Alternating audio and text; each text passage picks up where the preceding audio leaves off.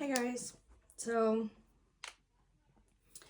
this is the start of the Junk Journaling 101 series that I want to do. Should be, I'm thinking 10 videos. Excuse me. I'm still getting over bronchitis. I was going to have this out to you guys earlier, but we've been having Wi-Fi issues the past 3 days. So 3.5-ish days. Not sure what was going on. I did some finagling on our Xfinity app and it finally fixed itself somehow. So my iPad wasn't wanting to connect. Our phones kept dropping. It was a hot mess. So I have I wrote myself out this, some prompts and just some detailed notes to go over. So if it seems like I'm reading from something, I am. I don't want to forget to let you guys know anything. Hopefully I'm not going too fast, you know, ADHD at its finest. But this all on my desk is a whole bunch of stuff that I'll kind of go through with you. And then as I go through sections, I am going to pause the video to bring new stuff on my desk because I just have so much I want to share. So I'm going to try to keep this video, I'd say 30 or 40 minutes long. We're not creating anything in this video. It's literally going over what a junk journal is, you know, the concept, and then supplies and items that can be used, all that great stuff, and what I think junk journals are good for. This is my take on everything. Sorry if I pause, I'm taking a drink and trying not to cough. But this is my take on everything.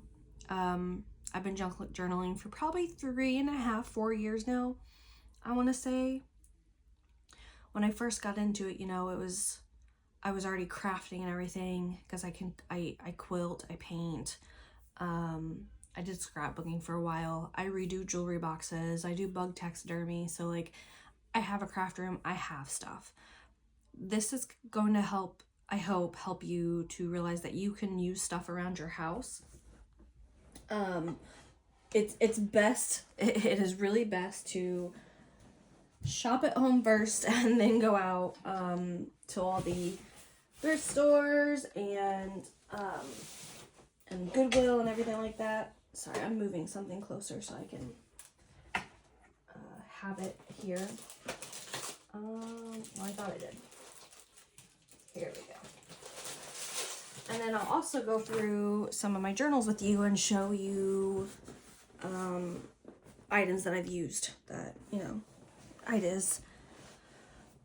I would like this series to eventually end up being you guys having created a junk journal. Simple or detailed, however you want to do it. So as we go, I will try to put together a journal and you guys can follow. Okay, so let me just get into it. For me, a junk journal is basically a type of handmade created book that's repurposing various paper items and ephemera. We can use old book pages, scrap paper, postcards, envelopes. You know, there's tickets, there's fabric scraps, all other kinds of materials, and we'll get into that in a deeper dive here shortly, that might otherwise be discarded. It's basically a mix of art journaling where you as the creator use these found materials to craft a unique and personalized book for writing, drawing, scrapbooking, or memory keeping. The concept behind a junk journal is to make something meaningful and artistic out of what might be considered junk. It often includes decorative elements like stamping, collaging, stitching, or adding embellishments to pages. And junk journals can be used for anything for, you know, like I said, creative writing, note-taking, art journaling, documenting special memories. And there's always a sustainable way to upcycle materials into something beautiful and functional. So that's kind of my view and concept and everything on junk journaling for me. We can get into items, paper items. Of course, you can use old books. I love using old Reader's Digest, old dictionaries. My sister-in-law gave me half of this old German dictionary. So just an old German dictionary, you can use these pages, and that's a really good idea. Scrap paper, obviously, I have a ton of scrap paper that can be used. These, you know, there's pieces from old books and dictionaries and paint chip cards. Love paint chip cards. I keep my scrap paper scraps that are, you know, certain sizes. I did stop kind of keeping smaller stuff. So usually if it's like smaller than this, I won't keep it. Give or take, it just depends. Like some of these little book pages have, you know, been saved, but there's just, you know, all kinds of stuff you can use. Obviously any of those, especially from leftover projects, newspapers and magazines. I think I have like I thought I had like I may not have it in here. I thought I had a magazine from like just for shopping, like from the mill, but I think I tossed it because I don't do magazines anymore. I know a lot of people do, and those are really good for collaging. Me, they just don't. If I'm going to resell my journal, or if I'm going to sell my journals, which eventually that's my plan, copyright reasons and stuff, I don't think you can have, I haven't looked into everything, but I don't think you can have stuff from magazines and everything unless they're over a certain age in your junk journal. So I do like to use a lot of vintage stuff. I do use a lot of scraps here at home, you know, just to save on stuff, because art supplies are not cheap. And if this is something you really enjoy getting into, like you realize, oh yeah, I really want to keep doing this, you can start, you know, saving up and start getting your craft supply and stuff built. I have a whole craft room. So I have been, you know, I purchase and go thrifting and everything probably every other weekend with my sister-in-law and my mother-in-law. And I just get, you know, a lot of stuff, and I've built it up over the years. Okay. And so, like, as I stated at the beginning, there'll be pauses where I bring in new stuff to go over. That pause was because my husband needed me. So like I said, newspaper, magazines, junk mail, definitely flyers, envelopes, brochures. You can use any of those. Any of like the harder cardboard type brochures, or I can't talk today. Yeah, any of the brochures that are like more of a thicker, you know, this isn't a brochure, but like a thicker cardboard, those are great. I love using those to back ephemera, especially if one side is blank. If not, you can decorate both sides and you have backing, or you have like a center that makes your ephemera more sturdy. Then we get into old letters and postcards. You know, you can do vintage or personal correspondence. They add character. I love old vintage letters. I have a whole bunch of French ones that I just recently got. I have a whole bunch of German papers. Even if you have like a pen pal, I don't know how many people do pen pal this stuff anymore.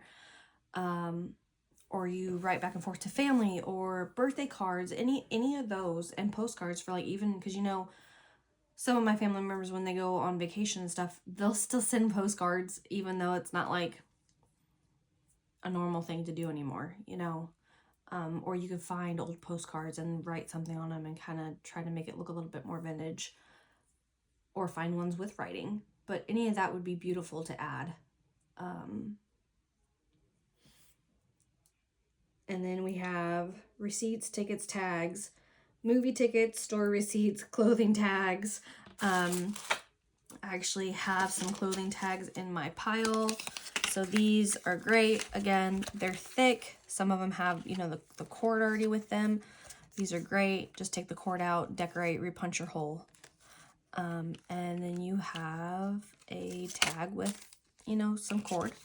But yeah, just back if one side's, you know, plain, you can leave it, or back them both with something pretty. And there are some tags or ephemera pieces. You know, movie tickets, wristbands, that kind of thing. I have a ton of those. Eventually I'm going to make a journal for all my husband and I's dates. So I have all of our stuff, all of our tickets and stuff saved from all of our dates, and our wristbands from, like, you know, concerts and all that stuff.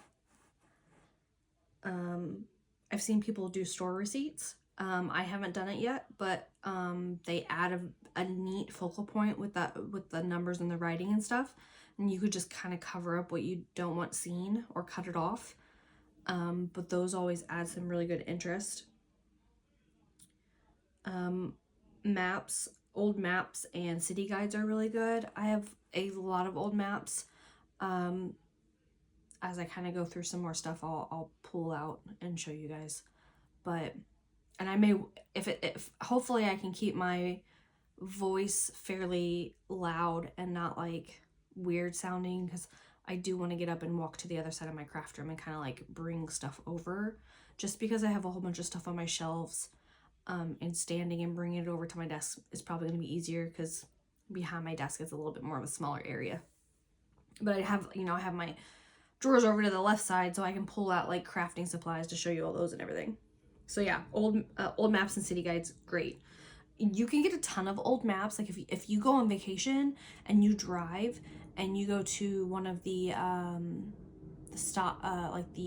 rest stops, all kinds of brochures and maps for free. So stock up, use them, and you can also use them if you want to make a travel journal. Or like, so for me and my husband want to start traveling soon, and we want to go to Salem and all that. So I'm going to start doing travel journals, and they're going to be little journals that are for that trip. And like, I'm going to put all the ephemera and like pictures that we've done and stuff for that journal. And I want to have those as memories for us.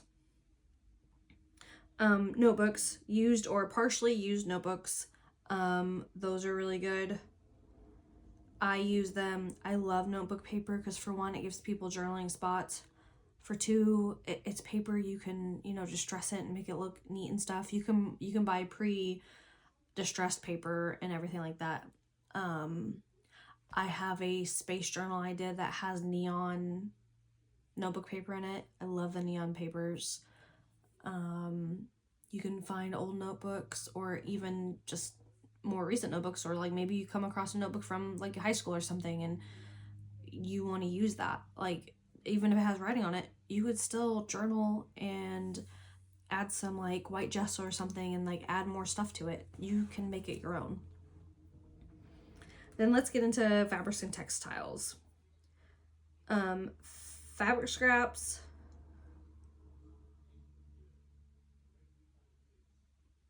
I'm trying to think here.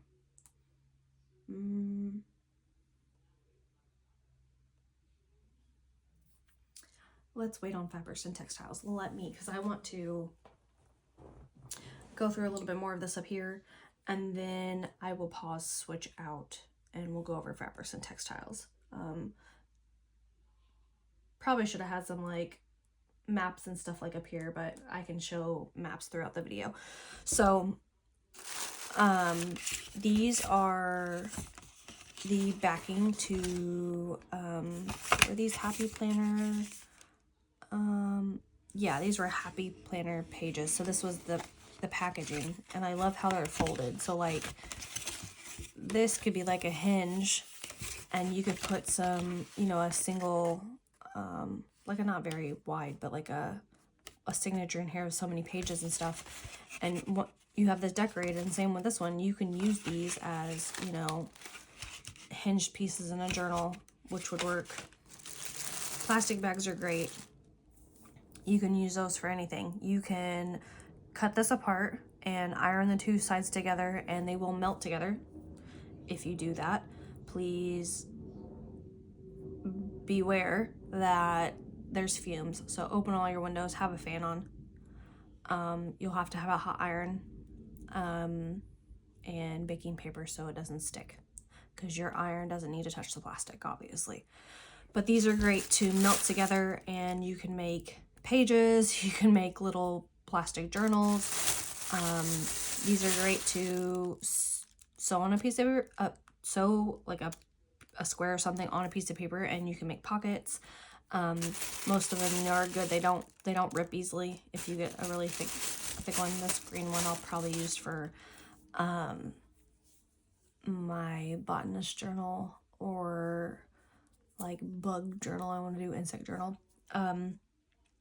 Just real quick, because I didn't put it down in my notes, but I used to quilt, so I have a sewing machine. I don't really quilt anymore. That sewing machine is now strictly just for journaling. Eventually, if you get into it and you want to start adding sewing, because I love how that looks, and I'll show you in some of my journals, I would suggest an affordable sewing machine. I have a Singer. Doesn't have to be anything fancy, just something that you know will go through paper. But don't use your nice quilting machine for paper. I would have two different ones, and I would, if you get one for paper, just have it be cheap. Clear packaging. So these were for some envelopes, craft, and glassine. This plastic, I guess it could be acetate. This is great for windows. You know, if you make slides, or if you have an envelope that doesn't have the plastic in it, you can add that for the window. These can be clear pockets, all kinds of stuff. Just really good. Again, same thing. This is my bacon I love bacon. I save packaging like this because these flaps can be cut off, and right here is a journal cover. Like, you can see it. Front cover, back cover, spine. And they're not, like, they're decent. They're probably a little thinner than the chipboard I get. So they're not horrible. I have a journal made out of this, and it's actually pretty sturdy. So once you get everything decorated and you add fabric or whatever, it's going to thicken it up and, you know, be better. These are also great for, again, backing ephemera or making tags. So those are great. Amazon packaging. These, we'll keep it this way because my address is on there. These are great. You can easily, well, when I say easily, you can usually easily tear these apart at the seam. Oh, and the great thing is, one side of this envelope can be a softback journal. So right there's two journals. It could be, I usually just use these for journal covers, but again, you can use them for multiple things. Pockets, ephemera, especially if you want something to be a little bit like puffy, I guess, if that's what you want to call it. But those are really good for that. Egg cartons. These are great too. I've never used them, but I have seen people use them. So I've seen, like, one of my favorite YouTubers, Louisa Heinzel, I think she used one of these to make some birds for, I don't know if it was for December last year or when it was, but I'm pretty sure she used it to make some birds. Obviously it's more 3D and it would make your journal fatter, but you can cut them apart and flatten them, and you could probably even use this for texture. I know I have used them to rip up and wet them and turn them into a pulp to make handmade paper, which I love doing every summer. So I didn't get to do it this summer, so those are good. I'm sure there's endless possibilities for these. I just have not personally used them for anything myself yet. This is what I was talking about. If you get the brochures or, you know, advertising material. Oh, there's my address on that one too. Oh well. Those are great. Again, you could even decorate all sides of this, and this could be a page in one of the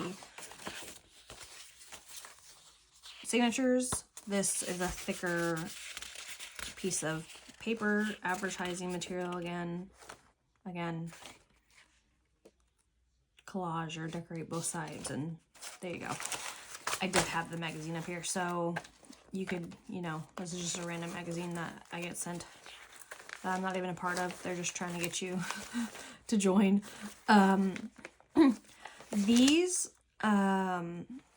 sometimes I use them as glue books. So basically you would set your ephemera on here, do your glue, and then you could just fold the page over and it will glue to the next page. So you're not getting glue on your desk, you're not getting glue on other stuff, and it gives you a surface to set your paper on and glue, you know, so you have that. This is packaging paper. I had to, I had to tear in half because it was too long. So this came in an Amazon pack. I think it's kind of like a, it's crinkled together. I'm guessing it's probably glued down the middle, attached somehow. But, this one tears apart.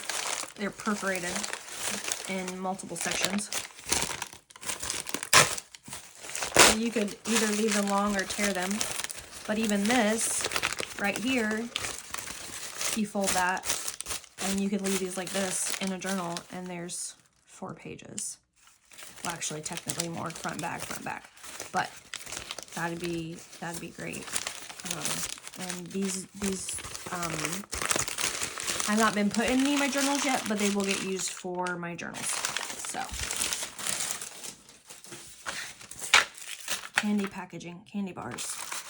I just had some of this today and put the other half in a baggie. So this would be great because there's a hinge, so you can cut this side off, glue this onto a piece of paper, and then this could become a tuck spot.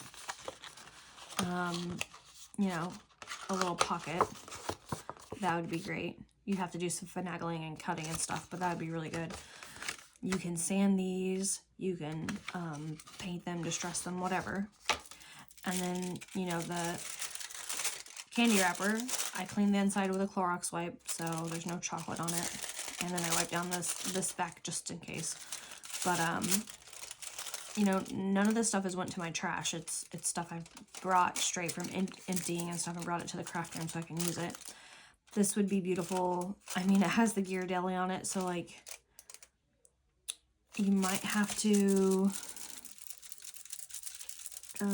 okay, so if you rub against it, well, it's going to get rid of that beautiful texture, but if you, like, rub against it and take, like, a bone folder or something and rub against it.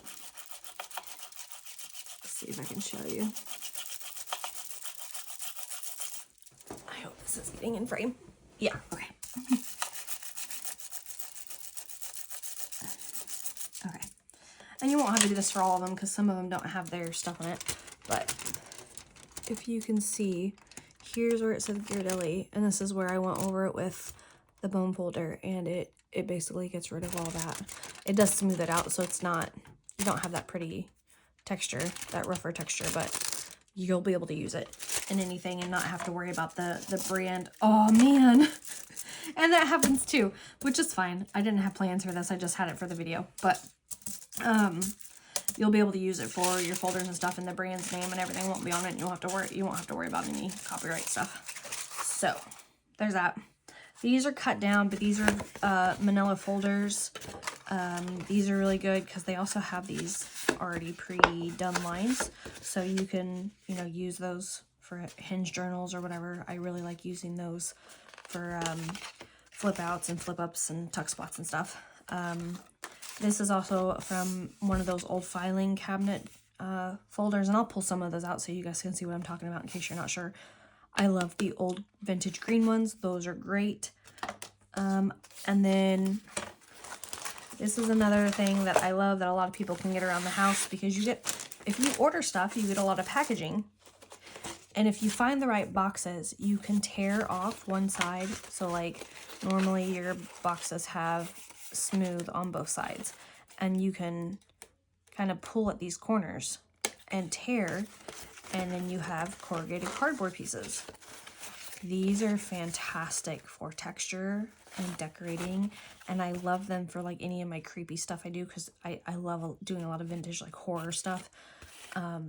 So that's great. I think, and then like I told you, paint chip cards. These are free. You know, anytime you go to Lowe's or Home Depot or whatever home decor or home store you have in your area, even Walmart has them. Collect so many each time and then add them to your stash. I mean, quite a few of the, not quite a few, but like the green, the more housey colors, those were really for like deciding on painting colors in the house and stuff. But like obviously these bright ones are not, but I would paint the house these colors, but I love dark colors. So these are great.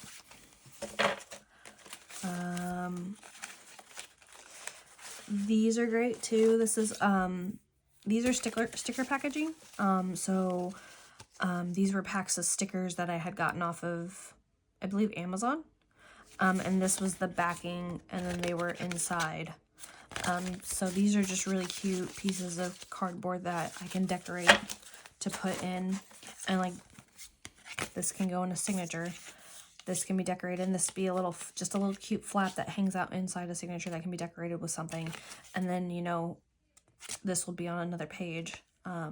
This could be decorated and or painted or whatever, and can be a junk journaling spot or whatnot. Let's see. I think everything else in here is corrugated cardboard. Yeah, is that one? Oh, this one was already, and you know, sometimes you do find them where already one side is corrugated. Like this one, it came like that, so I didn't have to tear it apart.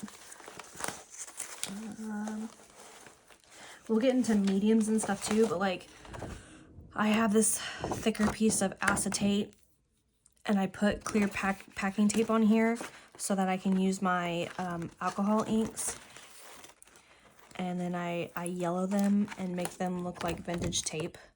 So that's really good. And then I just set it on there until I use it. That's really nice. This is like not a tissue. I guess it's technically, maybe it's technically a tissue paper, but it's like a silver metallic tissue paper. It's not really tissue though. It's, you know, plastic. But this would be in with the tissue paper, like in the store and stuff. That's another thing, tissue paper. If you buy the pack of tissue paper and you don't use all of it for a bag for birthday parties and stuff, those can be used for decoupaging and stuff. They can be used for a lot of things, but this is really good, especially if you want a shiny surface for something. So there's that. Okay, I'm gonna do a pause, and I will come back with some new stuff on the desk. I'm gonna try to make those pauses as seamless as possible. I can't guarantee, but I do want to try to make them as seamless as possible. This is printed and this is the last one I'll do before I do a pause. Old ledger papers, or even new ledger papers. I have books with new ledger paper stuff that I can antique and coffee dye, tea dye, or whatever. And then I have a big, it's not super fat, but like a big ledger book of older stuff that has writing and everything in it. And I keep these to decoupage and everything. So I'll be right back with some other stuff. Okay, I'm back. So before I move on to fabric scraps, lace ribbons, that kind of stuff. Some other stuff, if you have wallpaper is really good for a paper aspect. This is vintage. I haven't gotten into it yet. Doesn't have to be vintage. I also have wallpaper books. Like when they're retiring them, I'll get whole books. But if you have wallpaper, if you've done like a project or something and it will go with something, wherever it's neutral, it's around the house, you have it, use it. So there's that. Let me put that back over.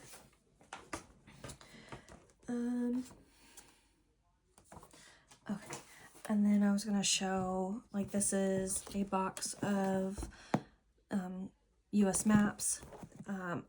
It's National Geographic. I'm not really sure how old this is. Well, if I can get it to open.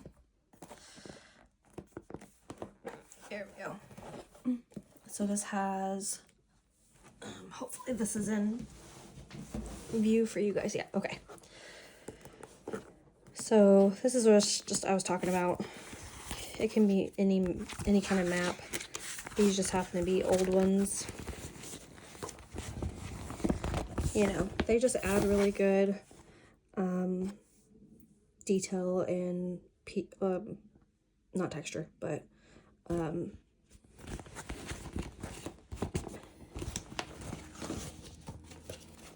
can't think. They're just a really good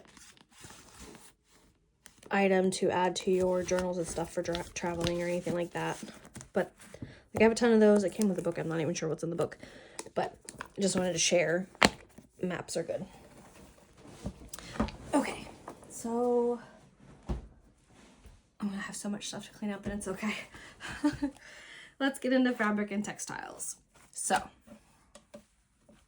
there's everything under the sun you can think of when it comes to fabric and textiles. 1, fabric scraps. Use pieces of fabric for your covers, page embellishments, tabs. I love using fabric for page tabs. And it could be anything. Like, these are samples for when we were trying to decide on what we wanted to do with our couch. I have a ton of these. So some companies give out free samples, or you have to pay for shipping. I think I had to pay for shipping for some of these, but these are great. They're all in different styles, velvet, different colors. We ended up going with leather, but you know, dogs. So those are great. I love using my scraps from old projects. Like, here's a whole bunch. I have a little tote or drawer type thing that I have all my scraps in. These are great. Like this one right here could be great to fold over and sew or glue for a tab that hangs out. This is from one of my old projects for a jewelry box. I was redoing the fabric inside, the velvet, so use that. This is one I started sewing for a hinge journal, like the spine, and this was going to be the hinge, and then I went with different colors. So there's that. So that's already, you know, like pre-done for something else. Burlap is great. Burlap and felt for texture and backing pages. Also great for backgrounds. Glue this down and add some texture paste or something like that, or just leave it like this. I love this wider weaved burlap because you can pull out these pieces really easy and make it fray. So and then it's also really nice to grunge up. There's also, I didn't grab any, but the embroidery fabric. I have a whole bunch of the backing that you embroider into. That's really good. Fat quarters. These are really good. I have a ton of fabric from when I did quilting and stuff, and still kind of do projects here and there. But this is also really good for your journal covers. I love doing fabric on my journals or on the spine. I haven't done... No, I take that back. I have done 2 fabric covers, and then I think like 3 with a fabric spine, but nothing like... because my 2 fabric ones are soft cover, And then I don't think I've done any hard covered fabric journals. So most of mine have like texture paste and stuff like that, and like a picture or something, because I like that grungy vibe. Then we can get into old pillowcases. This is actually an old curtain that I found at a thrift store with beautiful butterflies and stuff on it. So this I will, you can see they're already kind of fraying. I will actually cut these out. I think, okay, they're not an applique. They were actually sewn into the curtain. But I'll cut those out and use them for a journal. Oh wait, no, it is applique. Okay, it's an applique. So, but I love how they were kind of already frayed, but still in really good condition. Super pretty. Then we get into laces, and so that you got your big lace pieces. You got thinner vintage lace pieces. You can use velvet strips. I love velvet ribbon. This is, I'm not even sure what kind of fabric this is. 100% rayon. So it's a rayon fabric ribbon. This one would probably be easy to, yeah, this is another one that will fray really easily. So you can do that. All different kinds of laces. I found these vintage fabric pieces already pre-ripped at a thrift store. So those are really nice. Again, just beautiful fabric pieces. And then, let's see. Old clothing or handkerchiefs are also another good one for like patchwork covers or just your covers in general. I have a whole bunch of old scarves. I have a whole bag of old clothes that I want to use that have like my old shirts and stuff. Actually, they're really gently used, and some of them didn't even fit and they're brand new. But they're going to be used for junk journaling because I love the floral patterns and stuff. And a lot of my stuff that I donate gently used, and I make sure it doesn't have any holes. So the stuff that's in the bag is either ones I got brand new that don't fit and I didn't return them in time. They were given to me, or they've gotten ripped or something, or just they're no longer my style. So, and then we have, I don't want to forget about these, old handkerchiefs. These are vintage ones that I found from a thrift store, or actually antique mall. So these are really, really pretty. I usually don't buy these unless they're affordable. Some of these patterns on this one has a little black fuzzy on it. This one, I love it. I don't know if you'll be able to see this. Hold on. Let me get up. This one has, yeah, you can see it. Look at all the little spider webs. How cute are those? I love this. Anyway, you can use these as pockets, as fabric pages, use them on your cover, on your spine. Again, possibilities with these are really endless. There's endless possibilities with everything. So, and you can find these in all different colors. So I usually try to collect some, and they're the ones I end up hoarding. I haven't used any of these. I actually would love to find out how old these are, because then I could make copies of them and just use the paper copies. Like this one, a brush, or what's that say? Bermel, original, hand rolled in the Philippines. So, and not, I think that's like my only one in here that has a tag. Like that one's cute. Dainty. That'd be a cute little up on a corner as a tuck. That'd be pretty. So corner tucks are really good. Again, you can use these for page tabs. I love the texture of this one. It's super cute. So there is fabrics and textiles, and then let me get set up for embellishments. Okay, like I said, we're gonna get into embellishments. So there is, well, maybe if I can move my chair. For some reason it got moved. Okay, there we go. All kinds of stuff. We'll start with, these are newer ones I just recently got. Stamps and inks. So you can get super affordable ink pads from the Dollar Tree.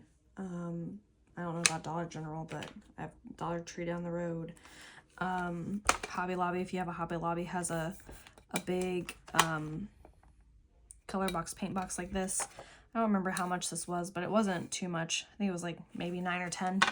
But these little ink, you can do individual colors, or you can stamp in the whole rainbow. And they had other boxes that were different colors instead of these bright ones, but I like these bright ones because I have a ton of other more neutral colors. I have a whole bunch of Stampin' Up ink pads. These I found at Goodwill in a grab bag with the re-inkers. Basically, they're refills. And I feel it's nice if you find ink pads and the refiller, because you're going to save money in the long run, I think, instead of constantly rebuying new ink pads that are dried out. And these are very messy, but very juicy. So those were a really good find. And there was like, I have a whole drawer. There was like a whole bunch. The Stampin' pads, classic Stampin' pad, not, yeah, Stampin' Up. Excuse me. Paint pad pigment ink. It had Color Blast. It had these dozen of dots. I think some of these are rather old, vintagey.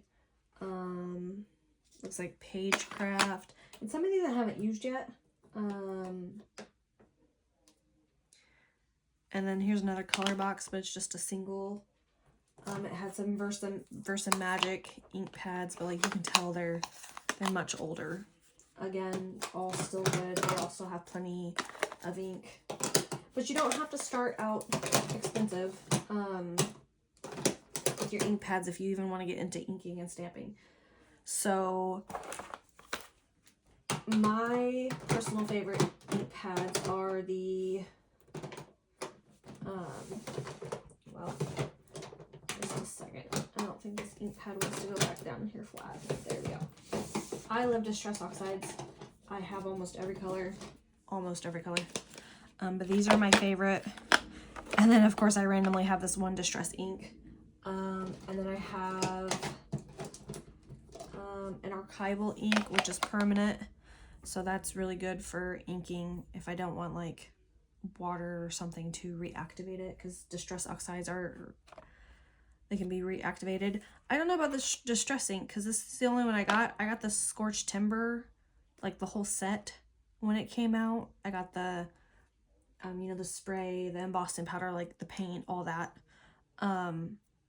So I'm not sure. No, they are water reactive. Okay. So the distressed inks are also water reactive. So I'll probably end up getting more of those then, because I'll probably like those too. And then I love using embossing ink, clear. I have the refill, I have a dabber, I have an ink pad, I have a pen. Those are what you need if you are going to be using embossing powder. I have a whole bunch of different colors of these because you need it to stick to something, and then you need a heat gun to heat it and melt it. And these are just what like the refillers look like. The Distress ink I do have. So the Distress ink, the Picket Fence, it comes in the ink. It doesn't come in an oxide, I believe, is what, if I remember correctly, because it's Yeah, it's a pigment something. And then these came with those Stampin' ink pads and all those other ink pads that had a color for every single one. So again, it's always good to look at, you know, if you want to get more stuff and you don't want to break the bank, go to Goodwill, go to your flea markets, go to thrift stores, go to estate sales. I love estate sales. Start there because you can get really good stuff for cheap. Then into stamps, you can do wooden stamps. This is just a little set. It has a whole bunch of different patterns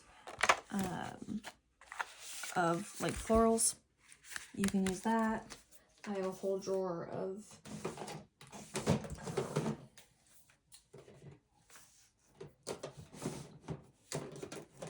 stamps. There we go. And then this one was an Amazon stamp purchase. It obviously was rather cheap, but they're nice for texture for some pattern, so they're very pretty. But fine, don't stick. There we go. And then I got some Tim Holtz Stamper Anonymous sets. This is Fill Notes CMS 396. I love this one. Obsessed with this. I have, I believe, one or two others of theirs buried in my drawer somewhere. Not going to try to dig it out, but love this one. Those are very good quality stamps. You get what you pay for.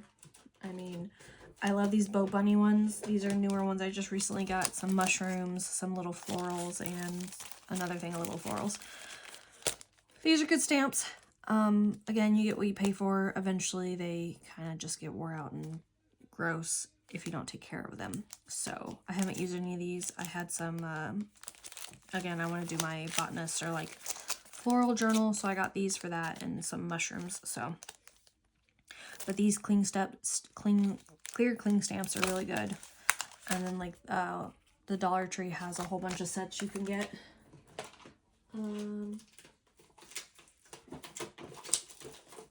Yeah. Did I not have? I just kind of have stuff shoved all up in here. I think this was I think that was a Bow Bunny or either a Dollar Tree, could have been. But you can find all different styles. Those are all really good for embellishing.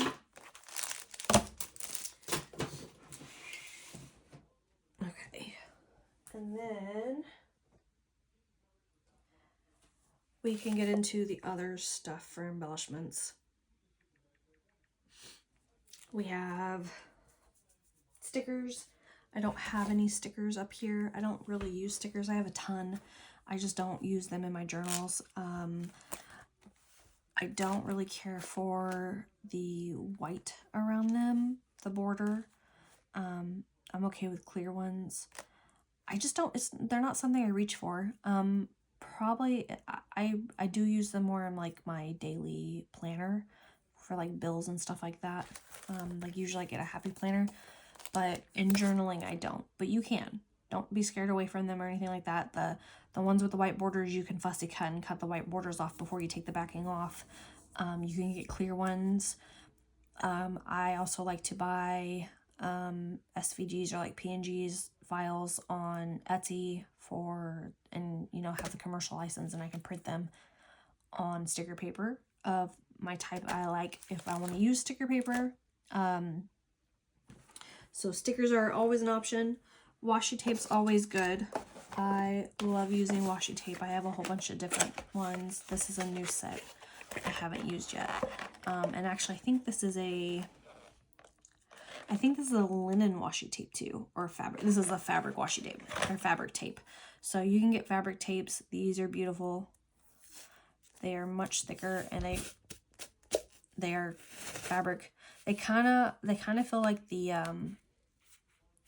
like a smoother version of the fabric sports tape, So you can get those. These are really good for tabs and stuff because they won't rip. You do have to, obviously, washi tape, fabric tape are not super sticky. So just keep that in mind. So like when I use washi tapes and stuff, I will add some extra glue so that it sticks and it's not going to come up. I thought I had some washi tape up here. I do, right here. Like, so some actual washi tape. This is really good too. Again, not super sticky. All kinds of patterns and stuff that you can get.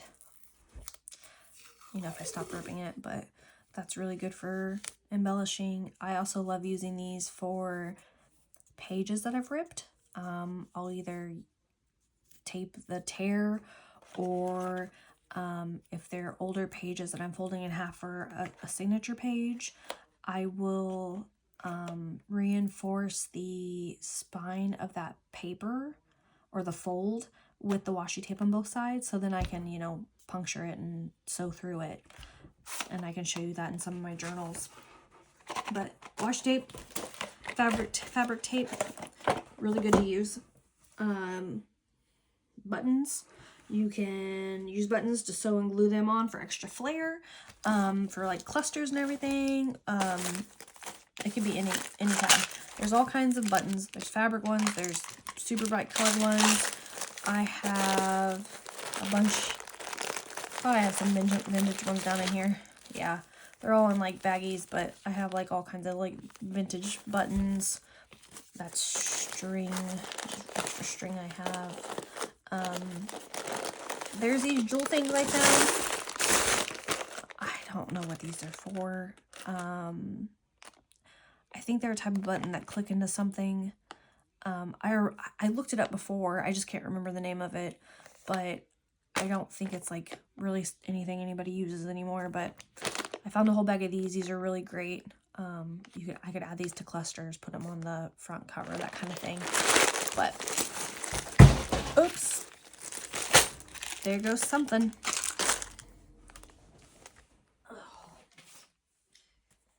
Really thought this would be much smoother, but I wanted to get quite a bit in for you guys and really wanted you to be able to see. Sequins, beads, and charms are also another way to add sparkles, or, you know, embellishments for, you know, dangles and stuff like that. I have some little plastic containers over here that I keep my beads and stuff in. So these are like fake beaded crystals I use. These are like all little kinds of beads and stuff. So my big thing for my journals, my signature strings in the middle where most people cut them short, where they're tied, for, you know, for security and stuff. I leave them long and let them hang out at the bottom of my journals, and I make them a dangle, and I put a whole bunch of different beads on them and stuff that go with the journal. I'll show you that. And then the string can be brought up if you're on that page. I mean, I don't know if you can really move it over to another page, but you could bring it up in that signature and use it as like a little bookmark. But they're just really pretty. And the person, if they buy my journal, they can cut them off and use them on a dangle or something, or use them, you know, for anything. They don't have to stay on that journal, but that's just how I like to add the journals. So these are always at my desk because they're easy go-tos. I really like using them. Other options, eyelets are great. I love using eyelets, especially if I'm going to be using, there are bulb pins, safety pins, paper clips, all these can be used. You can kind of maneuver them and move them and put them through the eyelet. Brads are really good if you want to put something in for like papers that flip up. Those are all good ideas. These clips, I love these clips. I have these. I have some vintage ones that my sister-in-law gave me. Those are great.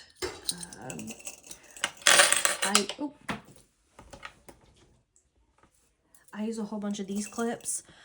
to secure my fabric and spines and stuff on when I'm gluing. So these are really great to help your pieces stay in while they are drying. And I have literally a whole jar of them that I use, because when I'm doing a journal, I'll put like 3 or 4 at the top to hold it in and 3 or 4 at the bottom of the spine. So clips, we got those. Emission paper clips. And eyelets come in a whole bunch of different sizes. I have a crocodile, so that comes in hand for punching pages and all that, to set the eyelets and then, you know, secure them. Trying to think what else here. There's another bit of washi tape. Again, any kind of washi tape can be used. These are for my jewelry boxes, but I also have used them for journals. So there are these metal corners that you can get that can be glued on, or if your book's thick enough, you can use the little nails that are in there and pop them on. So there's all those. I have used these as like, I have a junk journal that has like a spooky door. I used one of those for the handle. I don't know if it was that style or if it was a different one. There's some more different corners. This is over in like the woodcraft area. So, and then like I have a whole bunch of other corners, and like actually have like actual book corners too. So those are great for embellishments. And those are little feet for a jewelry box, but those are all really good. Again, not anything you have to have, just stuff once you get into it, if that's what you want to use, then you can use them. Jewelry. I thought I had, I may not have grabbed it. Hold on. Oh no, they're right here. These, again, just more embellishments and everything. Jewelry is really good. Like this is an old vintage pin I could put on something. I don't have to use that. I could always, I make bracelets and stuff too. So I can cut this off with some tools and glue this down somewhere. Halloween jewelry and stuff, you know, costume jewelry or anything like that's really good. Like this hand is going to end up being a closure on a journal, like it's being grabbed. These little spiders are great. These are flat, so you don't really have to worry. You could always cover up the hole with something if you put it on the cover. Texture paste, sometimes if I don't want the, like I don't want you to know that, or like not know, I don't really want anyone to realize like it has the hole for it to be like a piece of jewelry or whatnot. I'll pop texture paste or whatever in there and then cover up with the colors, and then it could just look like it's blending in with the journal cover. The ring, that could probably be stretched out and the metal could be cut off. What's this one? That's another ring, same thing. So there's like 3 rings, and yeah. So those are great. Old jewelry. This is an old bracelet that I found thrifting. I'm most likely going to use this as a closure. So I'll have to figure out, like one side's going to have this permanently, and then this will have to go in and out of like a hole like this or something, or I'll probably take this off and attach this to an eyelet or some kind of object, and then this will be in the front, so this can be put through there. So it's, you know, you have to think of things. This one, again, you could do the same thing. This is a bracelet I got from Hobby Lobby that was really pretty. You can also buy more chain that matches, and you can make it to where this is on a fat like gator mouth journal, and it hooks at the front, and then there's, you know, this is attached or something, or you can extend the chain and have it wrap around to where it's longer, and it goes around the whole journal, and then it clasps. So, you know, it's all the way around the journal, and you can move these beads or embellishments to what area you want them to sit on the journal. Okay, then there are die cuts. You know, Tim Holtz has a lot of die cuts. Some of these are his, some of these are from like other packs and stuff, but die cuts are always a great way to add little, you know, you can collage and embellish. Like for instance, I have a journal cover. These are all pre-sewn together. They're all pre-sewn together and then glued on this cover. And then I went through, I did the texture paste and the stenciling and the coloring on the journal completely before I glued these down. And then when I glued these down, I went back through and added more texture paste to make them look like they were a part of the cover. Hi, Kermit. So this is one that is unfinished and is an old book. So a lot of mine are old books. I do have some that's made with chipboard and stuff, but old books are kind of my preferred. So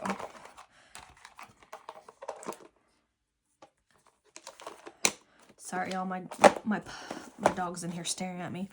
What you want, pretty boy? Your back door's open. You can go outside. It's not dinner time yet. You still have a little over an hour. Excuse you. No, don't try to get over here. Rub-on transfers. Oh, and here's like 49 Market has some pop out. If you hear stuff, he's under my desk. I think he wants attention. Yeah, he wants attention. So these are die cuts. Stop, baby boy. So these are die cuts, 49 Market. They're in a hole instead of being already popped out like Tim Holtz and stuff is. They're in a piece of paper, but they're cut so you can don't unplug my. Okay. So you can just pop them out. Then there are ephemera bits. Tim Holtz has them too. Same thing. They're basically die cuts, ephemera pieces. He's trying to get around the box. So those are really good too. And these have a really good amount, 86 pieces. And like if you're trying to do a certain style or something, 49 Market's really good to go to. Then there's rub-on transfers. You can get affordable ones at the Dollar Tree, or I'm sure some crafting stores have rub-on transfers really affordable. I go for the Dollar Tree or 49 Market. I haven't used any other brands. I haven't really looked into trying to find any other brands, but Dollar Tree, really cute ones, and then 49 Market have really good rub-ons. And these are just basically, you make sure your surface is clean. You have this side up, so then like if you looked at the other side, the back of this would probably be white.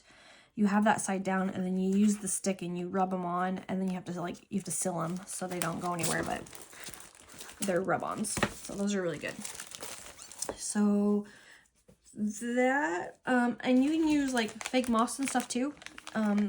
There's all kinds of stuff. So let me see. And then we'll do natural elements. You could do, I don't have any examples of these, but pressed flowers or leaves, natural elements are really nice to enhance your journal. I have used them. When I've used them, I have used my, what is it called? A thermal, not a printer. It melts the plastic to the, oh, why can I not remember? Anyway, I'm totally brain farting on this. I cannot remember, but I have a thermal, a heat thing that you stick the thermal pouches through, and then it laminator, bam, there you go. It laminates them. So a lot of my leaves I've used and stuff or plants have been laminated through laminating pouches so they're protected. I've tried recently with a dried leaf and like coating it really good with glue and stuff and like coloring it still crumbled. So I'm still playing around with like other ways to use leaves and stuff like that other than laminating them. So I know you could dip them in paint and like press, that kind of thing, but like I'm having like the physical plant or leaf or whatever, not the whole plant, the pieces of the plant or leaves or whatever in the journal. There's feathers. Decorative feathers are really good for bohemian looks, and just like other, if you want like texture or whatever on your covers, feathers are really good.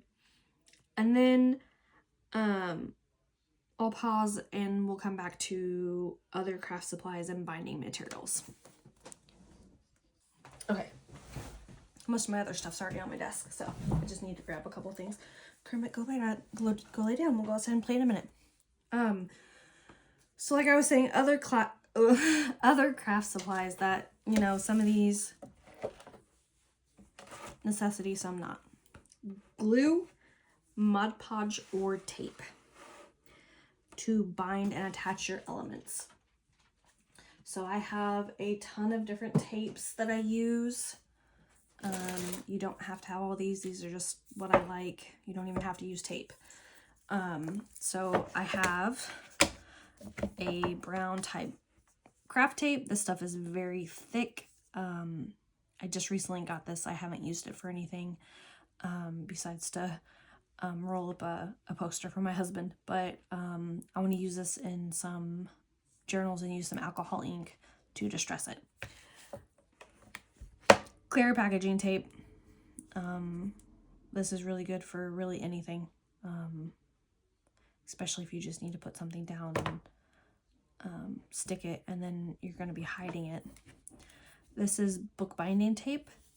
This is when I am making stuff from scratch, or if I take a book and I just want the covers and I need to do my own spine because I need the spine to be thicker, or I should say wider. This is what will be glued on each side and then wrapped around. It's very thick.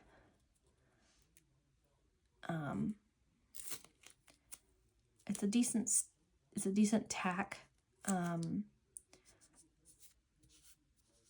I do sometimes add extra glue. I really haven't used this much. I've used it twice. Once with glue, once without.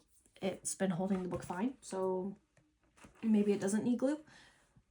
And then there is all my double-sided tapes. I have all different sizes, and then this one is like a foam tape if I want to have something that like sticks up a little bit. I don't use that one as often. This one's like a super permanent. These three are all permanent. This one's like an extreme tack. This one's wide, and this one's super skinny for stuff. Gotta love sneezing and coughing fits. Don't think you guys wanted to hear that. These are really good and they hold really well. I do usually add some extra glue, but these are nice when I have like pockets and the seams are really small. And if I want them to hold really fast, I'll put this down and I'll put the glue. So this kind of grabs really quick and then it holds while the glue is drying. Same thing kind of like with if you use hot glue and then you use another like super glue or something that's going to take, or just a glue that's going to take a little bit longer, like E6000 or something, hot glue will hold it right away, and then it, you know, allows you will be able to set it and allow that other glue to dry. I also use Mod Podge. This is my main thing for gluing on my fabric covers or fabric. And I have a whole nother thing of this. PVA glue's good. I have a whole big thing of PVA glue that I haven't used. I probably need to pull that out and get it used. It's not open, so it should be fine. I also use the clear gel tacky glue. This is really good for me. The Extreme Tack E6000, really love that. These are just my main ones. I do have the Craft Bond. This one, it's an all-purpose, but I just use this more for like papers and stuff. I haven't used it for anything stronger. E6000 Extreme Tack is my favorite, along with the Mod Podge. I used to use fabric tack. It's very expensive here. And all these glues that I'm showing you, they work for me. Some you'll find, and you're gonna have to play around with what glues work for you. You might have to go through a couple of them, depending on humidity, your state and stuff.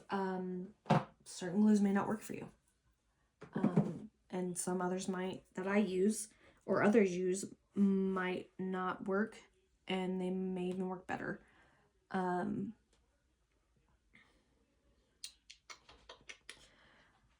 Then there's, you know, paints. There's texture, paste.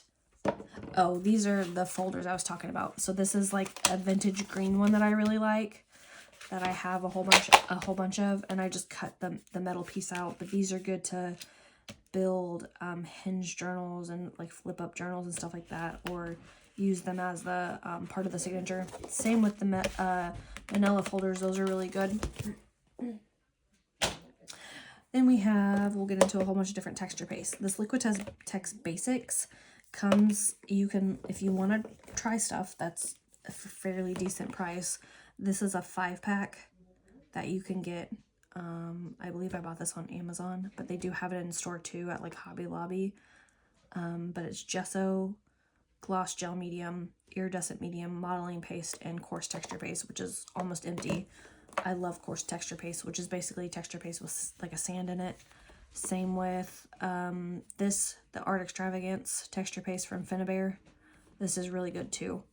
And then I have a ton of different paints up here that are my go-tos. Hold on. I have like a white and a black over here. Just main acrylics. Nothing has to be fancy. Like this is a gloss acrylic.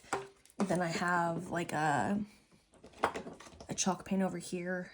I have a basic Liquitex white, titanium white. Then I have some of Finnabair's liquid acrylics. These are really good. This is in umber and burnt sienna. Those are really nice. What else we got?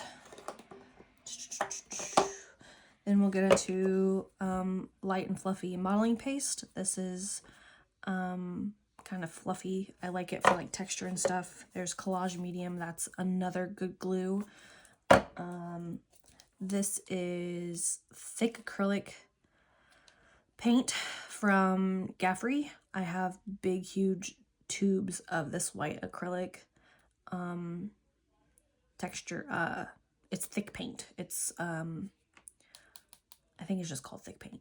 Thick acrylic. I have Cloud Whip. This is a mixed medium modeling paste from scrapbook.com. I don't use it as often, but I do like it. There's another Collage Medium that's not unopened. Whoops. I have some of these that are, bought them as 2-packs and they're unopened.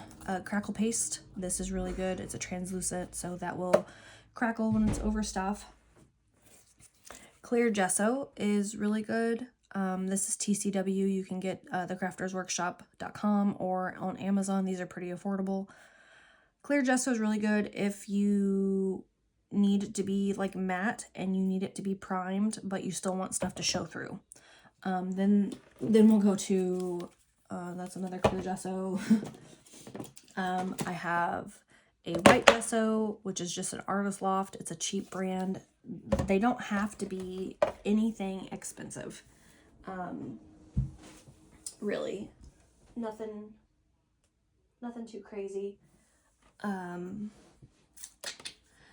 Liquitex acrylic mediums, the matte gel. I love this to glue on like modeling mold pieces, like from my molds, and I use resin and stuff, like fast casting resin or something for, this is another Oh, did I have 2 flexible? Oh no, this is flexible modeling paste. So that's another one. I have a matte medium. I have a gloss medium varnish. You don't have to have this either, but I love salt wash. I used to redo furniture. You mix this with the paint and you can dab it on and it makes beautiful like stiff peaks, like a texture and stuff. Really, really good for like grunge and stuff like that. Or just if you want texture. That doesn't go in there. These acrylic the fine touch, those are really good. Pretty affordable. And then let me move these back around. There are Tim Holtz Distress crowns. I really like smudging those into places and grunging up stuff. You can also use his watercolor pencils. Those are good. I don't use them as much, but they are good. I just kind of have all these everywhere, so they're, you know, ready to be used if needed. All over to my side. So let me get these out of the way so we can go over some other things. I'm not done with the mediums. Obviously, sprays are really good. These are Distress Spray stains. I also have the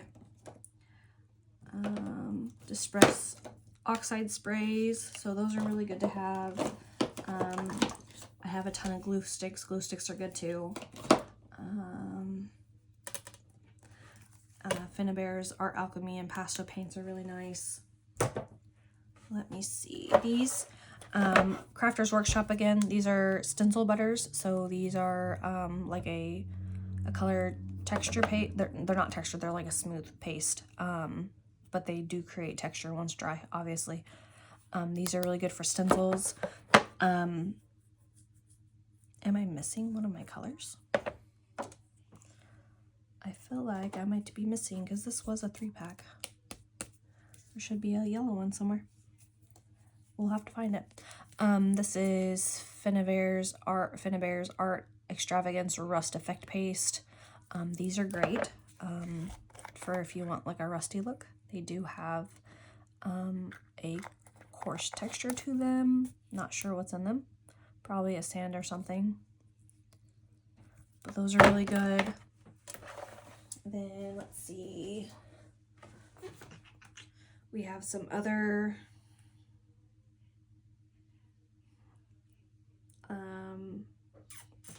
stencils. I went over paint. Stencils themselves, you can get all kinds of stencils. I have a whole bunch. I have large ones, I have small ones, but and I have them on a ring.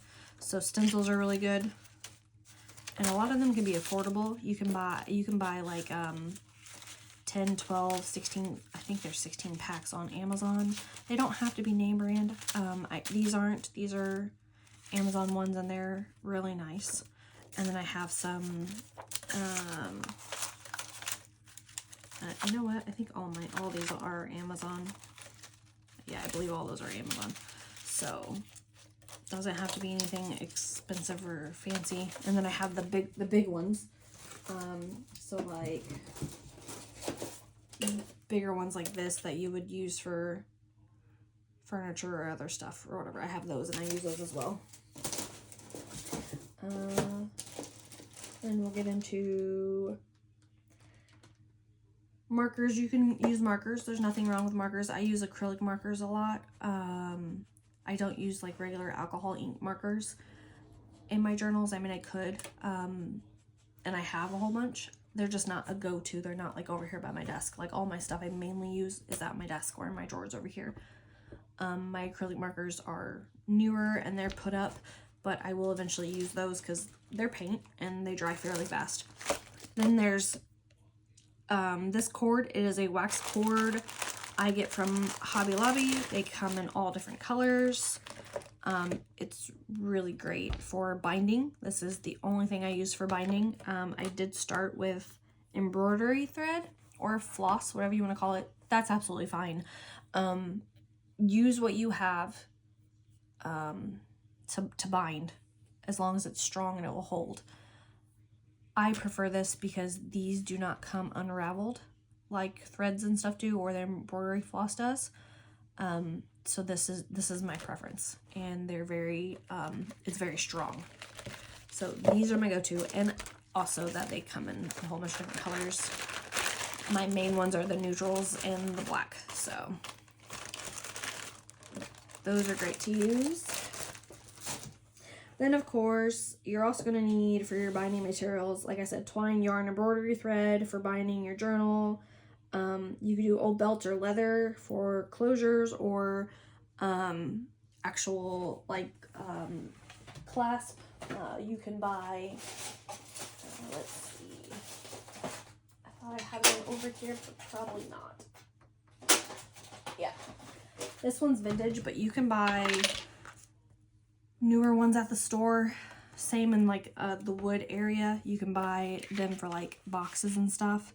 But little clasp, these are great for closures and stuff too. You just have to watch. Like this one would definitely be more for a book, or not a book, sorry, a box, or something smaller. Like it would be a thinner, like one signature journal, like nothing crazy.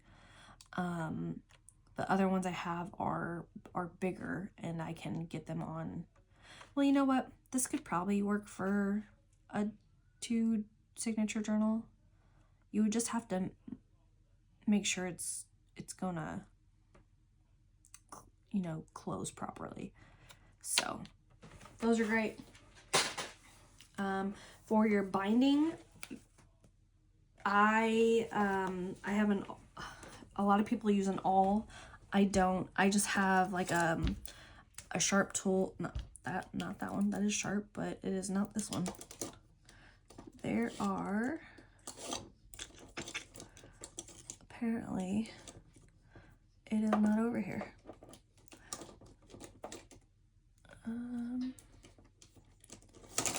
Nope, it's not over here. I bet I put it back in my kit. Hold on. I bet it is back in my kit. So this is, you don't need this whole thing. I don't even use this whole thing. This is a making memories kit I found at Goodwill. I believe it is a bookbinding kit because it has like the punch, you can like punch and stuff. The little hammer I will use occasionally if I want to like hammer my brads and make them look dented in and stuff like that. But you need something sharp to poke the holes for your signatures. And then you also need a decently sized thick needle to sew. I know some people use the curved ones. These big ones right here work just fine for me. And then I do have different pliers if it is hard to pull the needle through, because you know some signatures can be thick enough, and I just have to grab the needle and help it a little bit. That is all I use out of this kit. I don't use this. I don't use these pliers because I have other pliers on my desk. I don't use these tweezers. I don't use these punch pieces. That's it. It was literally just those, but this was affordable and I grabbed it. So I don't use a spine board, which is those boards that come up as a V and you set your signatures in it and you poke that way. I don't use that. I just poke mine by eye. I've gotten really good at, you know, poking them by eye and measuring and stuff. And if that doesn't work for you, make you a spine template, and we'll eventually get into that and stuff with this series. Hopefully, like I said, hopefully this ends up with me having a journal built, and hopefully it helps you guys build, you know, start a journal. So basically, just to like sum everything up, for beginners, I really think the purpose behind junk journaling can vary widely depending on personal interest. But here are like some common reasons I feel as to why people get into junk journaling personally. You have creative expression, so you can explore the art and crafting, and you have unique personalization. It's a low costing craft. As I said, start with items you have at home. Any junk, any packaging, anything at home that you wouldn't normally think, be like, oh, hey, maybe I can use that for my journal, and try to incorporate it. So basically try to use what you have. It's great for memory keeping, for capturing moments, and preserving your ephemera. You can make a journal and use your pages a certain way to collect your ephemera and protect it. There's plenty of tutorials out there on how to make a journal or a book for ephemera collections. My biggest ones are stress relief and mindfulness. It's a relaxing activity. It's a good outlet for your emotions. It's great for building a habit of journaling, especially for creative journaling, and there's no pressure for perfection. So, for me, that's a big thing. It's freeing because it's imperfect by nature, and there are no rules or standards to meet. Just a personal exploration of materials, thoughts, and experiences. Plus, it's great for sustainability and upcycling. It can be an eco-friendly craft. So, there are so many other items you can use that I probably did not go over, like crochet thread or yarn, sequins, food color. Just gonna mention things off the top of my head. Of course, colored pencils can be used for coloring, cheap water paints. You could even use nail polish. Makeup, I've seen people use makeup like eyeshadows and stuff. If you don't have like mica powders or anything, that is another option. So I have a ton of different mica powders because I do resin stuff, but you can use these and mix them with your texture pastes and stuff and have colored texture paste. So these are great. That's another one. You can make your own homemade gesso. I don't have that, but look it up on YouTube. There are so many YouTubers out there that are great at sharing their techniques and what they use at home, especially to make homemade texture paste. So that if you're stumped. And like I said, tissue paper, toilet paper, like a fresh roll of toilet paper, you could use that to make texture and stuff. Because it can be embossed, it can be Mod Podged. I mean, don't laugh. Don't knock it till you try it. Let's see.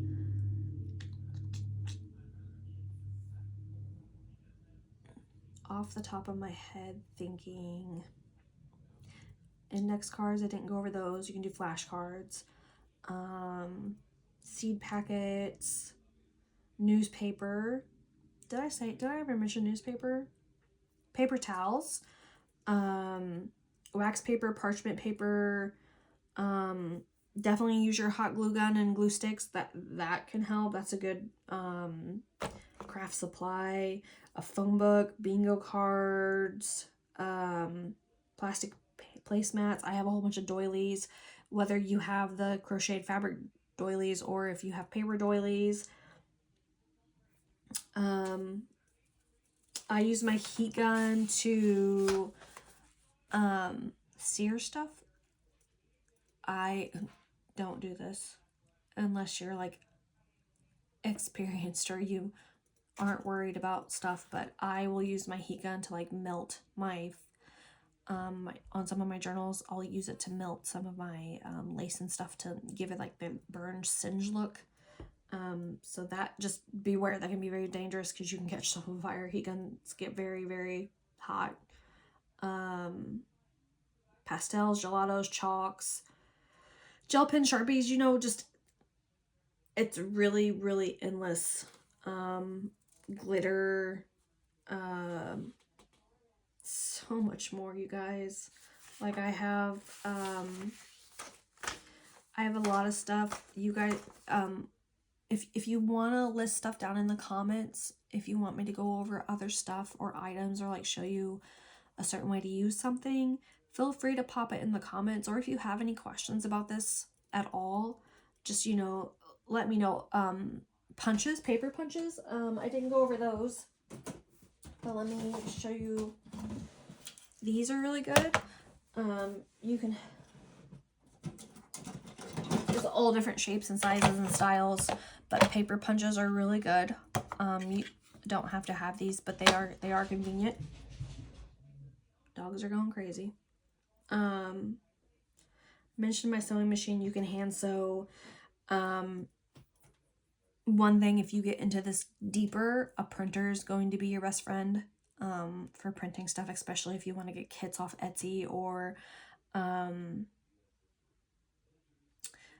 there's a couple other design websites you can get kits and stuff off. My main one's Etsy. So or creating them myself. I do create some of my stuff on my iPad. I don't make kits, but I have made stuff for my books that are personalized to that book, so nobody else would have it.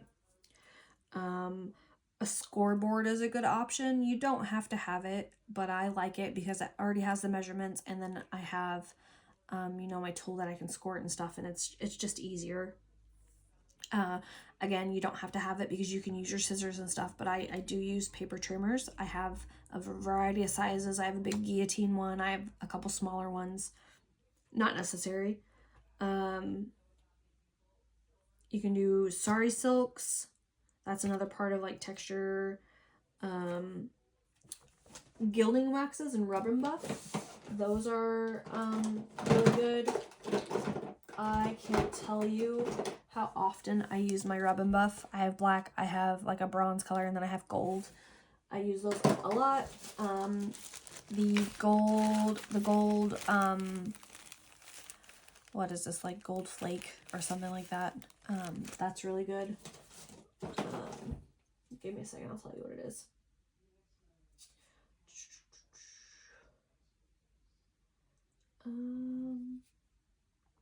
Yeah, I guess it's just gold flake. I have that.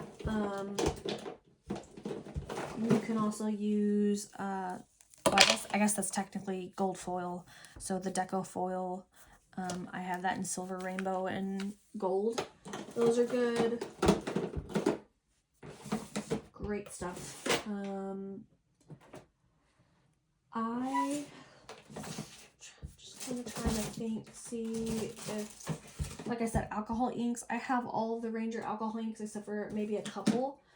I get these spray bottles from the Dollar Tree, and I will put the alcohol inks in here and mix them with rubbing alcohol and some water and create my own sprays. I also have one of these filled with rubbing alcohol. I have one filled with water, and I have one filled with tea water that I've used, so I can spray tea on some of my papers to stain them. So that's always a good idea. But that's just like some stuff to go through. A stapler's good. I think, like, off the top of my head, that's all I can like super think about right now. And then I'll clean my desk and I'll pull out some of my journals just to kind of flip through and show you some options. And then I think that will be it for this first this first video. Okay, let's go over some stuff that are in some of my journals that might help you, give you ideas. This is a kind of grungy vintage Christmas journal I made last year. First Christmas journal I made because it's not really my thing, but this is what I was talking about, my signatures, the long strings I leave out for beads. And then I try to have my beads kind of go with the theme or colors of the journal. Stamping on the back of the cover. This was done with embossing powder in gold. And then I used white gesso to thinned it down with water and splattered white all over and kind of did a whitewash over it just to make it look like it's like a hazy snow. This is a little wood piece that I got from the Dollar Tree when they had the Christmas stuff out. It was like a little 3D star, so I broke part of it and just used the front part, and then I also embossed it with the gold embossing powder. These are just random little I don't know if they're not beads. They're I guess an embellishment. Let me see. I have them in a drawer. I got them from Hobby Lobby. I don't think they have a name. They're just like they're basically a bead with no hole. So they're just like little balls in all different colors, but I use the gold ones. And then like, you can also get those same jewels or beads or whatever in halves, so they have a flat back. So, and then I also have a thing of actual like jewels. Let me see if I can get it out real quick. Oh no, sorry. Yeah, they're like more jewels, but they're flatbacks, so you can add more glitz and glam or whatever you want to your covers. And then this is an example of a bigger closure that I have it on one of my journals over here. I'll show you, but these are really good for jewelry boxes that I do, but I also put them on journals for closures. So then the tree and the snow are texture paste. This is 2 small like plops of texture paste with alcohol ink in them for the 2-tone different colors. So I went down with the green and then the dark green on top, and then pop these in there, which the texture paste holds those like a glue. And then this is just texture paste that's white. And then as you open it, I have fabric on the spine, and then kind of like my hidden fabric or hidden spine. This is what I'm talking about, fabric for tabs, and then with the eyelets both. And then there's a I'm not really sure what these are. They're just a metal circle, like for you know, connecting. And then I put a little tag that sticks out of the journal. And there's just kind of ephemera throughout. There's ledger papers. I love folding them down and making them grungy like this, and then adding a tag to hang. This is a bulb pin that I was talking about. It looks like a light bulb. And then I put lace on some of the edges of the pages, which hang out the side of the journal when it's closed, which looks really pretty. This one doesn't have a lot going on. It's very plain and neutral. And then it just has, you know, pockets and then little paper doilies that are colored. Nothing super fancy for this one. I just kind of left it plain. So eventually, once I sell these, whoever gets this one can do whatever they want with it. This is a die cut. I used one of those green file folders I told you about, because it went with the colors in this. Use the die cut and cut it out of that, and then just distress the edges. So this one, again, just super plain. So pretty, but fairly plain, nothing extravagant. And I actually kind of don't think I like that. It's supposed to be a poinsettia, but I don't know if I ever really like that. So, but that's me. So there's one. We can get into the lap book next. The lap book has, again, my beads at the bottom, not as many because this only has 2 signatures, because it's the way it's structured, you'll see. Lace over lace. So this was a pink lace that I grunged with like alcohol inks and stuff to make it orange, and then where you can see it peeking through these holes and like how this is, it looks ripped but it's not, is where I took my heat gun and I melted it. Again, you have to be very careful with that.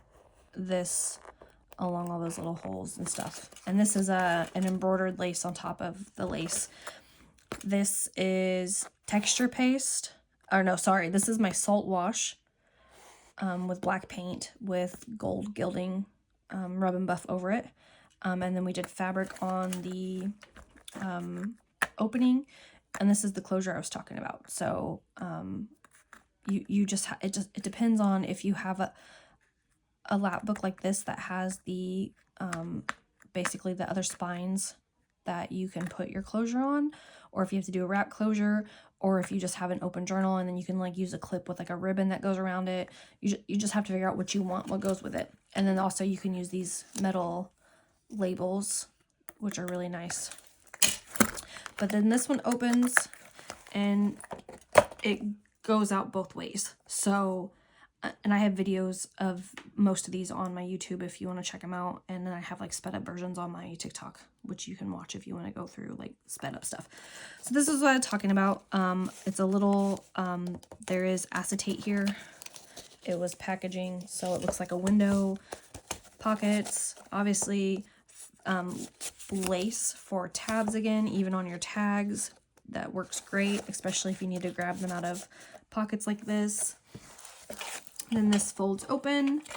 Here's what I was talking about, my laminated leaves. So there's leaves that are laminated in, and then florals laminated on this page. So you can see that. And then there's a signature here that has, you know, pretty normal stuff. It has vintage floral book pages that like describe different florals. There's a dictionary page. There's some more vintage floral pages. Here you can see really well that this piece of paper was grunged with spray stains and mica stains. Like all these edges were, you can see them. That was already ripped, so I'm not worried about that. And then again, I did more leaves on the back with the lamination. And then this side opens, and oh no, I'll have to re-glue that. That must have popped off. Yeah, oh, it's just, I just put it down with some tape. That's supposed to be permanent tape. Oh well, I'll have to glue that, but that's a flip out, so I'll re-glue that and make sure that's sturdy. And then again, another little tag with a hoop and an eyelet, and then this is like a little writing journal, just some papers that can be in a little pocket that can be slit back here. These are envelopes, and this has the fabric tape from, I think this is a Tim Holtz line one, on the edges for reinforcement. And then they're pockets with more ephemera inside of them to be used. You know, this is another option where I said you can use the brads, and then they can rotate, or if you do two brads, they can have like a fold and flip up. So it's unlimited options for journals and stuff to create. This one I have to make sure I close. It's kind of the same thing over here, flip out with just a pocket and stuff, and then that closes and is like that. So there's that one. This is one I was talking about. That is a soft cover. This was made with an Amazon package front, and then the fabric was sewn onto it on both sides in strips, and doesn't have to be pretty. I mean, it just sewn, and then, you know, so that was really good. And then there's an eyelet in front, and I put the ribbon through it, and then it can wrap around the back and you know, tie right here. And then there's just pieces. Do I have it's upside down, sorry. And then I just have pieces glued over here, and some of the stuff you have to think if you're gonna do sewing, if you have to sew it before you glue it down, or if it's something that can be sewn when it's already down and the glue's dry. Again, some more metal hoops to make little flip journal pieces, notebook paper that is a printable that I bought on Etsy that are like grungy pink and purples. And then you can do your belly bands. These were pre-sewn in. If you want your belly band sewn in, you forget, you can always add the stitching to just your belly band and then glue it. I usually do not put my signatures together until I've added all my stenciling and my sewing and stuff, just because having them apart is easier to sew and add and decorate and stuff. Then you have these little mini paper clips that you can use. I think those are a Tim Holtz thing. I also buy the off-brand from Amazon. It doesn't have to be name brand stuff. I don't think this one has anything else. Oh, you could do little random torn paper tabs like this with just some stitching on them. And then trying to see if this has anything else, like, oh no. Okay. I don't think this one really has anything other than, like, you know, papers. This is just like pink copy paper, white copy paper that's been stenciled with distress ink. Yeah, that one's pretty basic, super cute.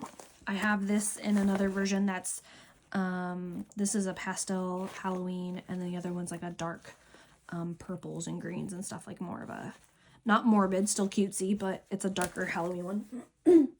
These were when I was on a design team for Release the Craft, and she has an Etsy account, or an Etsy store if you guys are interested. All her stuff is really pretty. Again, Release the Craft, and she's awesome. This one is an open spine with hinges for sturdiness, and then there's a hinge underneath that my, you might not be able to see it, maybe, that the signatures are actually, the hinge fabric is woven through the cord. And then there are the beads to go with this one, because this one is a, I guess it's, was this the Dark Academia one? And I think this is like the foresty one. I don't remember the name of the kit, but, so this one, this is fabric on the cover that has been embossed in an embossing folder. So you can see that beautiful texture, more embossing powder that was used just all around. And then like there's, you know, another piece of paper underneath that's ripped. The sewing and stuff, the stitching was done before it was glued down. And you can see in here that the hinge is better. So this, you might be able to see now. Yeah, so there's the outer hinge, which is what holds the journal together, gives it more, makes it more sturdy. And then this inner hinge is woven in between the threads of the signatures for them to be all together. Again, this is just a sewn together pocket. This is what I was talking about, the washi tape. The washi tape on the folds for sturdiness. Especially if you know the pages, when you puncture them, it's not going to, or it's going to rip. Also, it's good just to add for decoration. And then there's more of that, the fabric or tabs that are sewn on. More washi tape for, even for just little flips. They don't even have to be to, you know, to support the fold on a piece of paper. They can be used for flips. The little clips, those are great just to clip in stuff. Mulberry paper is really nice. You can get that on Amazon. Let's see. I don't know if this one has any more like techniques. Just paper tabs sewn on. More vintage papers. I think this one's just, oh, here we go. Is a piece of velvet that I had gotten wet, and I just damp, not like soaking, just spritzed it a little bit, and ran it through the embossing folder, so it embossed the fabric, and then I glued it onto paper, and then glued it on to the page as a pocket. But there you can see it's embossed with the folder, so that's another technique you can do. And if you don't have a die cut machine or embossing folders, don't worry about it. That's something you can get into later if you want to move forward with doing this and stuff more. There are also a whole bunch of YouTubers online that can show you how to emboss stuff without having a die machine or folders. I can't do that because it was really hard before I got my carpal tunnel surgery and my orbital tunnel surgery for my elbow. Not orbital. Was it cubital? I can't remember what it's called. But if that's what something, some of them do it with the decorative rolling pins. Some push like other stuff down on it. Like, trust me, there's a ton of possibilities. This one is this one's Romeo and Juliet in the afterlife. So again, all my beads. This is more of a mixed media piece. This background is embossed papers with an embossing folder, and then they are put together because, you know, embossing folders are only so big, like a 3x5 or something. So where you see this texture or this crackle paste is where those seams would be, and I was hiding the seams. And then this was a white fabric, alcohol inks, distress inks, whatever have you, and then put on the spine. And then these were just little Halloween hands you can get at the Dollar Tree, nothing fancy, and just put them on there. And then I have molds to do the wings and like the wheels and stuff, and then some of these gears are metal. This heart is just a piece of cardboard with texture paste and a stencil and ink colors and stuff. So these are Tim Holtz little frames, I believe they are, and then I resized the pictures small enough to put them inside, and then I filled them with UV resin so that they look like little picture frames in a hallway. These are some of the little photos that I was telling you that I create myself, so you can't get these anywhere. These I made myself, and they're all throughout the book. And then notebook paper, just even plain, is perfect for just having somewhere to note, even though it's, you know, this way. It still can be used. This is a printable piece of acetate, so this is see-through, and it was printed on and then turned into a belly band. I love printable acetate. This was a die cut that I cut into the corner so you could see through to the other side. Let's see. This is just a beet juice dyed paper that I put in here. I have some little beet juice dyed papers, another, you know, dictionary page, craft envelopes. Those are really great. This is another piece of printable acetate, or it can even be transfer film. They have printable transfer film, or you can print on vellum. This one's printable vellum, so it has that see-through. And then there's page tabs.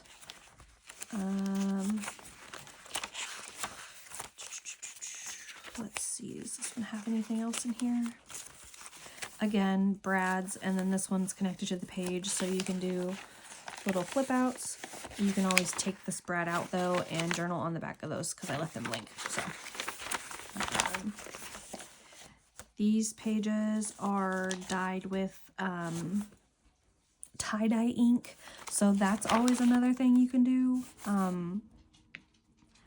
Tie-dye ink if you want to dye papers, and even your coffee dye. Staples are really good, like I said. I don't think there's really much other in this one.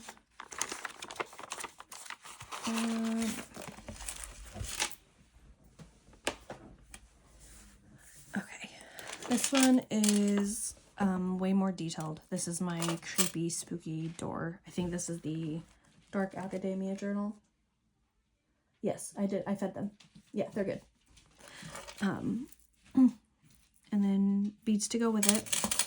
This was a labor of love. So this is, so all those previous ones you've seen, those are all old books besides my fabric one that was Amazon packaging. This is an old book. that I actually had to cut into and do a whole bunch of measuring and stuff to get this little door right. This is a jewelry box handle. I used it for the door and then used the little nails in here because they were short enough to go through, and then they didn't really puncture through the back here. Oh yeah, they did, and I just cut them and shortened them. But this is a whole bunch of air dry clay that I molded into the shape of this, and that I, you know, if I needed to bring it up a little bit. And a lot of it's also just the cover. I used a Dremel. A Dremel is a really good tool. I'll have to patch that. It looks like that's I don't know if that's ripping or if it was just mist. This is all texture, coarse texture paste. And then it's been painted and stuff. Added moss. These are little metal embellishments. You can get metal embellishments on Amazon. This is another part of moss. And then there's acetate here, which is one of Tim Holtz's little shattered windows. This is some kind of old like scarf material that I got out of a chindi rug. And then I did some ties and added some little leaves. Bordered it with some velvet. There's some lace. And then I think this one is pretty plain. I mean, it's not plain. I just don't think it has any like techniques besides the coloring of the edges with the stains and stuff. Trying to see.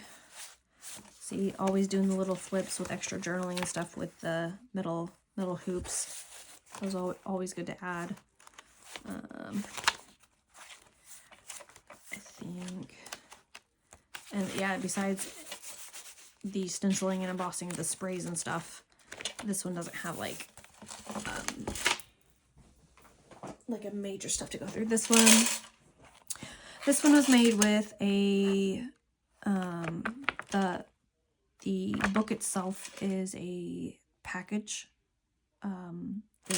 You could tell it's thinner, but it is sturdy. It's not as thick as a book. And then I did end up making it a little bit thicker with the texture paste. And these are molds with the amazing cast and resin. Then I have this.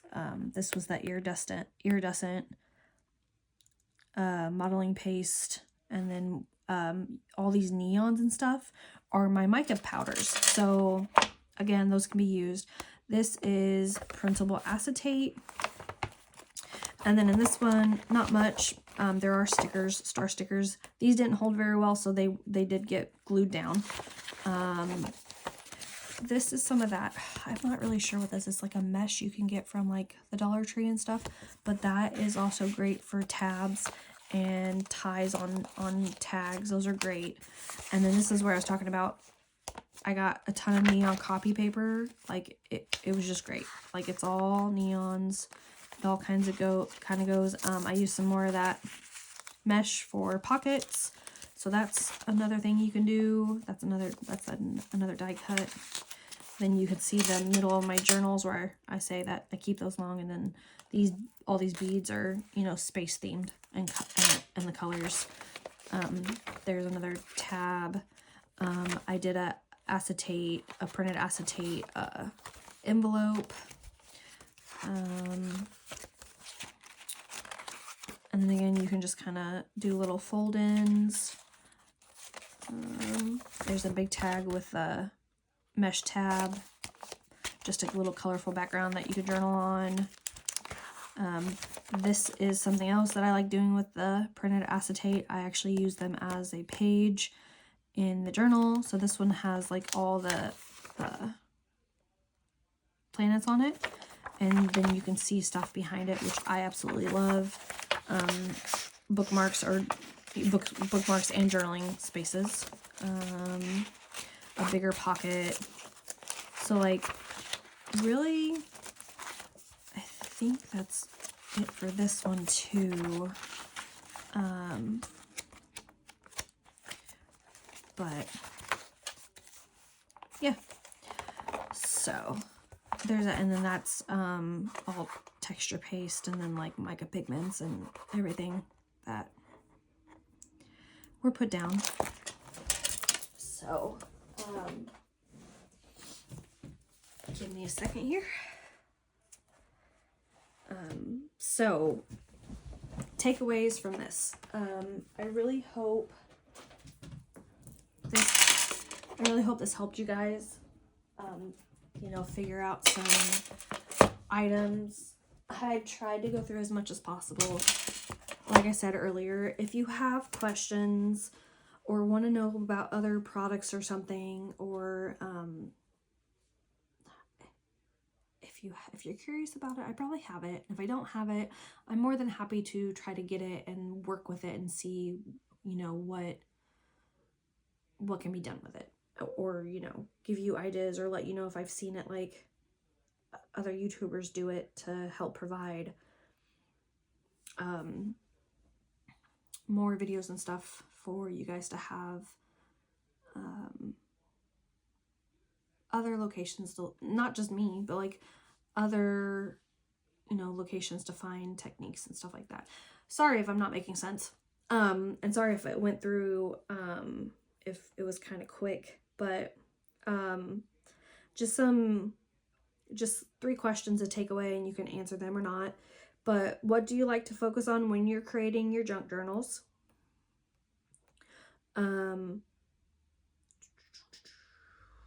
Where's my other one? Hold on. Did I lose them? I may have lost my questions for you guys. What kind of materials do you typically like to include in your junk journals? And then also, what motivated you most in starting junk journaling? So I would love to know in the comments any of your other questions. And like I said, this will wrap up the first video for the Junk Journaling 101 for all the lovely, creepy, amazing weirdos out there.